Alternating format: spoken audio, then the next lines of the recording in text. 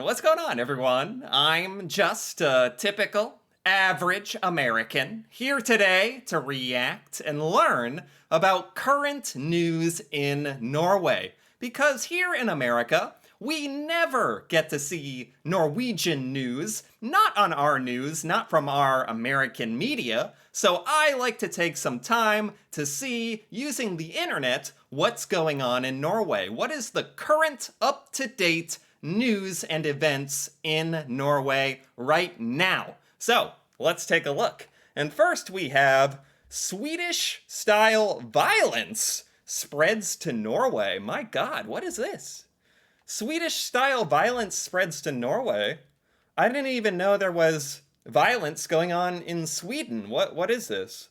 Police in Norway continue to be alarmed by outbreaks of violence, similar to that plaguing Sweden. What? Wow, this is exactly the reason why I like to learn about this. This is the kind of news story that you never hear about here in America, because we just focus on, the problems going on in America, but I had no idea. Violence, what kind of violence is happening? A house in Drobak, south of Oslo, is suspected of being intentionally bombed during the night. A house south of Oslo was bombed? Or they think it was intentionally bombed, like blown up? Oh my God. While a young politician and social activist has felt forced to move because of threats from gang members. Oh my God, most of the stuff on this channel, it's really positive and really uplifting stuff about Norway and how great it is in Norway. So it's honestly, it's nice to see this side of it as well. I mean, the story is horrible. I'm just saying it's nice to see the realistic side of Norway, that Norway has bouts and troubles with violence or gangs, but the fact that this is happening is horrible. It's terrible, of course. Okay, Norwegian police are on alert over gang violence in Norway. Oh my God. The house in Drobak was hit by an explosion at 3 a.m. on Tuesday, and 6 residents had to be evacuated. Okay, it sounds like no one was hurt. Thank God. Okay. No one was injured, but police are investigating the incident as an attempted murder? So this is like Norwegian gang activity? Like blowing up each other's houses? Because it's gang violence, or that's crazy. I didn't know that kind of thing happened in Norway. Maybe that's a little ignorant of me, but this looks like an intentional and targeted attack on this home, local police chief told Norwegian Broadcasting. We have reason to believe this is linked to local criminal youth. Milieu. What is that? We think there are ties between the people who live at this address and this milieu. Milieu. Is that a Norwegian gang? Or what is this? It's a person's social environment. Person's social environment. Milieu. This is just coming up with a band and a clothing store. This is like Norwegian youth? Criminal youth?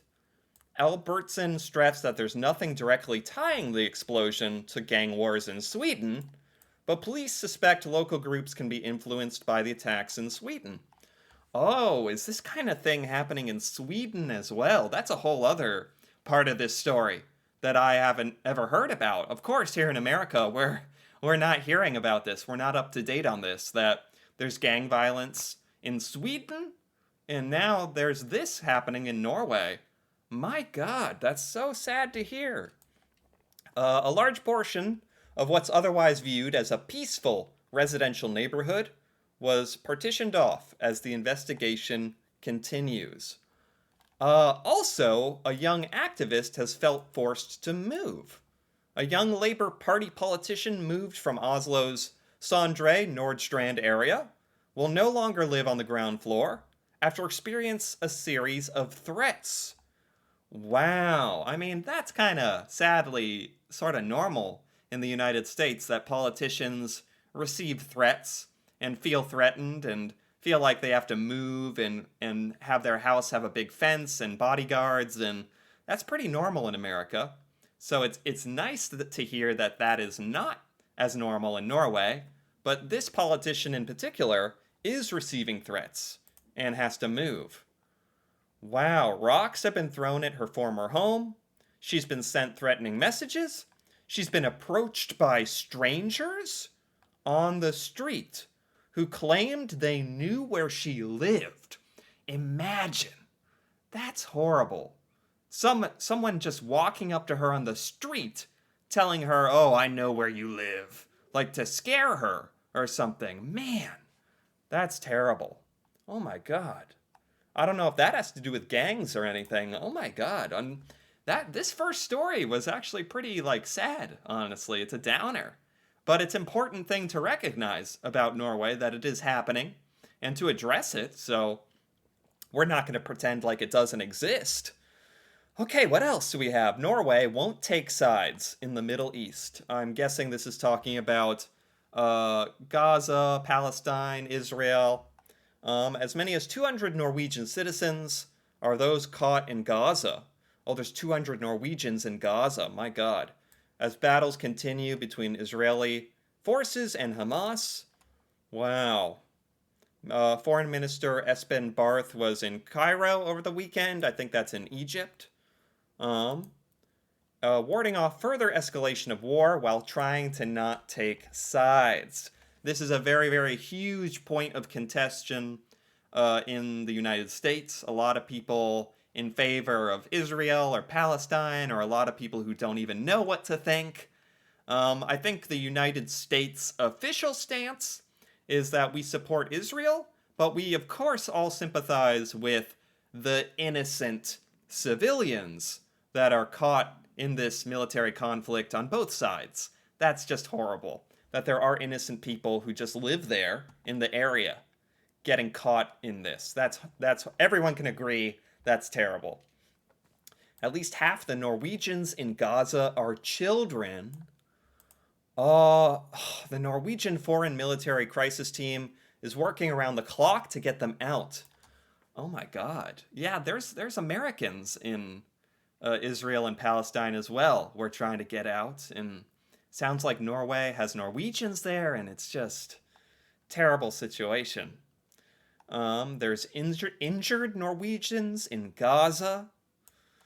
Wow. The situation remains chaotic and unpredictable. Wow, they're trying to remain in contact with those in Gaza via phone. Wow, I wonder what their plan is to try to get them out. Man. They're having meetings in Cairo and other nations. Wow. He claims that both Palestinians and Israelis are duty-bound to make it possible for aid to enter Gaza. Only a small amount has been allowed as of Sunday.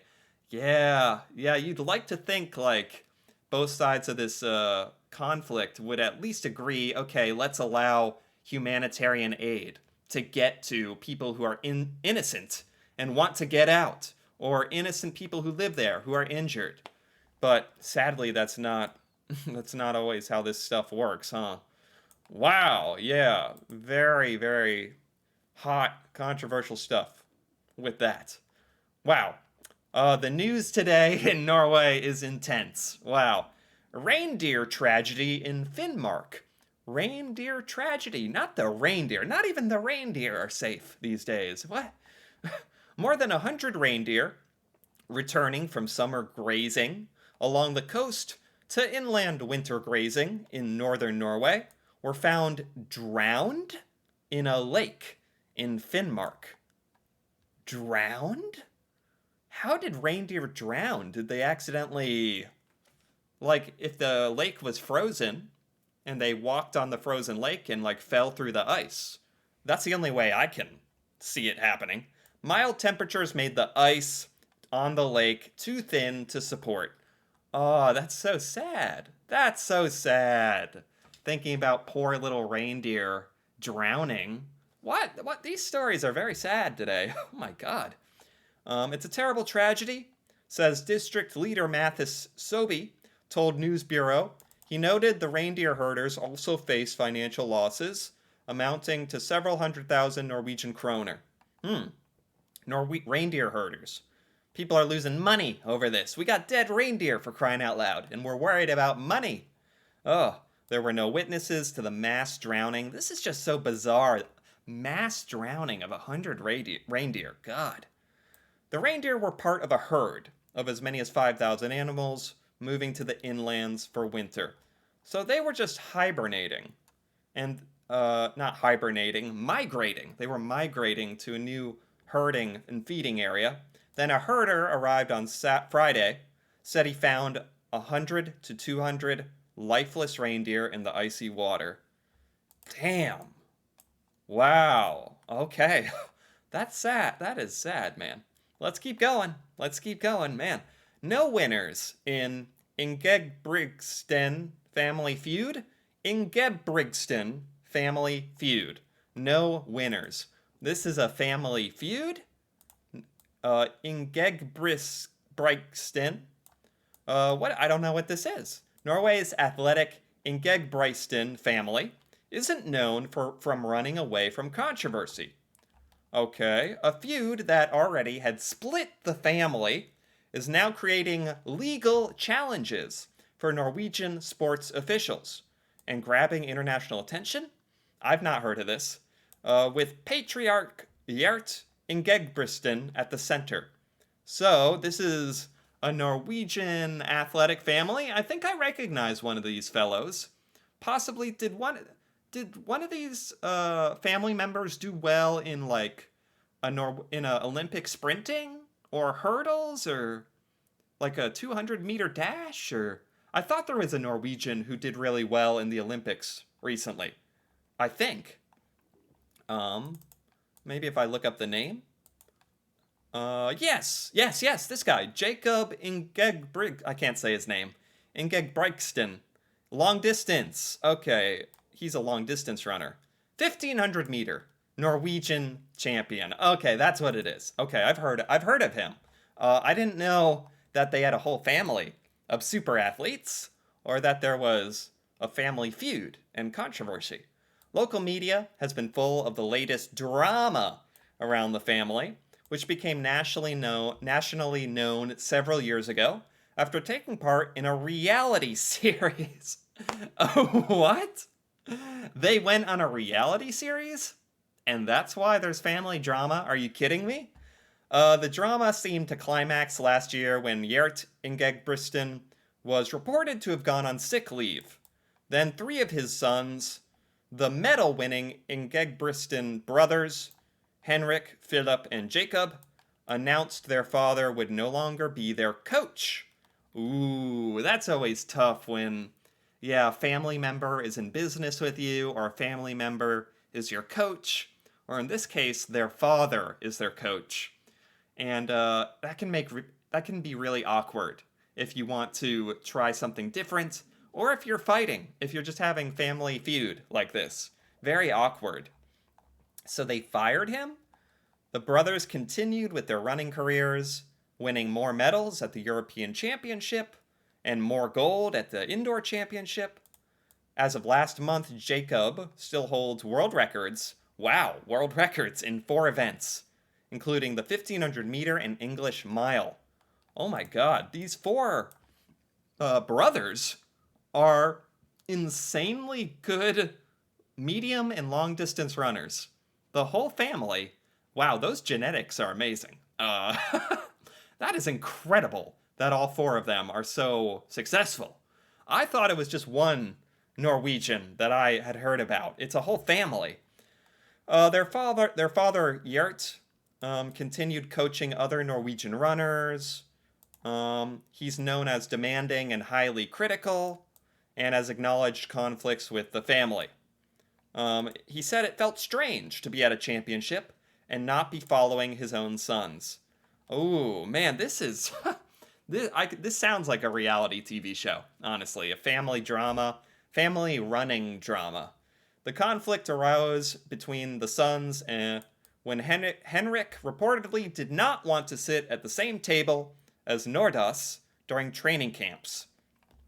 Then the conflicts grew more serious when Gert wasn't granted accreditation for the World Championships. Wow. Then the climax hit a new high last month when Nordas spoke out publicly about his problems with the Ingebrigtsen brothers. Henrik was accused of bullying and harassment. Oh my god. This is I had no idea. This is drama. Oh my god. They hired defense attorneys? What? Like they're suing each other over this? Oh my god. If only they could just focus on their running. If they could just focus on their athletic achievements. It's really unfortunate that there's all this family drama and now it's turning into a legal battle because of who said what, and the drama hit a new climax this past week when the brothers wrote in a commentary that their father had been violent and controlling. Well, sadly, I hear this a lot. A lot of times, like, parents are very sort of controlling and trying to live vicariously through their children. If the children are very successful, the parents can get a little obsessed and a little controlling. That's what this sounds like, huh? Oh, man. We never wanted the private details of our family situation to be laid out on social media or Norwegian media. We're sorry it affects the others. Oh, boy. They are really throwing their dad under the bus, claiming he used violence and threats as a part of way of raising them. They still feel discomfort and fear to this day. Well, no wonder they don't want him to be their coach. Sounds like it took a long time for them to finally, decide to part ways with their father. That was probably very tough. It's probably tough on everybody. On Friday night, Gert won some support from another son. He issued his own statement, in which he claimed where his other 28-year-old son, Martin, claimed he never feared Papa, and it was impossible for them to agree on a common truth in such a large family. Okay. Literally everyone is disagreeing. They have lawyers involved. Oh my god, this is a mess. Wow, that is a mess. This headline is exactly true. There are no winners. No winners in this family feud. That is a mess. Oh my god. Okay. I also wanted to check out this article on Google. Norway's king tests positive for COVID-19. King Harold. I know about King Harold. I have learned about him in the past. I like him very much. Norwegians really like King Harold, from what I know. He's very down to earth and likable. And apparently, he has COVID, which I hope he's doing okay. He has mild symptoms. Man, this is very recent. 86 years old. King Harold V, who has been in frail health the past few years. Yeah, it's very dangerous. Very, very dangerous for someone of his age in particular. He's tested positive. I'm assuming as the king of Norway, he's getting really, really good treatment, I hope. Or maybe it's just not affecting him too bad. It's been mild so far. Mild, which is good. He's been diagnosed with corona. He's on sick leave. He has cold symptoms, staying at home. He also tested positive in March 2022. So he's had it before. Okay. Well, if he's had it before and he's recovered, that makes me feel better. Prime Minister wishes him a speedy recovery. In recent years, he's been seen using crutches. He's been hospitalized various times. Sadly, he is, how old is he? 86? 86 years old. He's just starting to feel the effects of getting old and your body getting older. And then on top of this, he's sick, but he's obviously very tough and a very kind person, and I hope for the best for him. He had to spend days with a fever in a hospital. In 2020, he underwent heart surgery to replace a heart valve. Wow, whoa, that's big. I didn't know he's actually had so many issues in the past. He's the head of state, no political power, he is ceremonial. Yeah, and he's really, really well liked. This is actually in ABC News, so finally, there was an American news outlet covering this story, but none of the other stories. Like, I haven't heard about any of these other stories.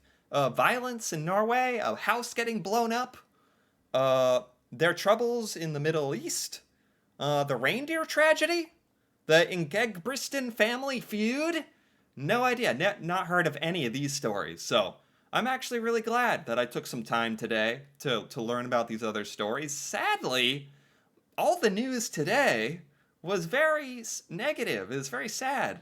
But news is not always positive. The point of news is to keep you up to date on the reality of what is going on in Norway, in this case. So, for that reason, I enjoyed this. I enjoy being up to date, knowing what's going on.